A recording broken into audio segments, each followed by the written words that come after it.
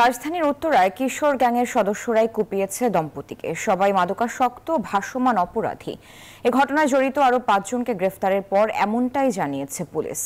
বুধবার সংবাদ সম্মেলনে পুলিশ জানায়, এদের কেউ কেউ একই অপরাধে এর আগেও গ্রেফতার হয়েছে। সোমবার রাতে প্রকাশ্যে 2 যুবক এক দম্পতিকে রামদা দিয়ে কুপিয়ে জখম করে।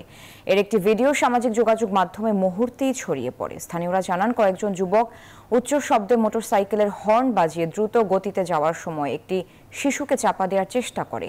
পাশে থাকা ওই দম্পতি প্রতিবাদ করলে মোটরসাইকেলের 2 জন তাদের লোকজন ডেকে হামলা চালায়। পরে স্থানীয়রা 2 জনকে আটক করে পুলিশে দেয়। তাদের দেয়া তথ্যে পুলিশ আরও 3 জনকে গ্রেফতার করে। এ চক্রের সবাই কিশোর গ্যাংয়ের সদস্য।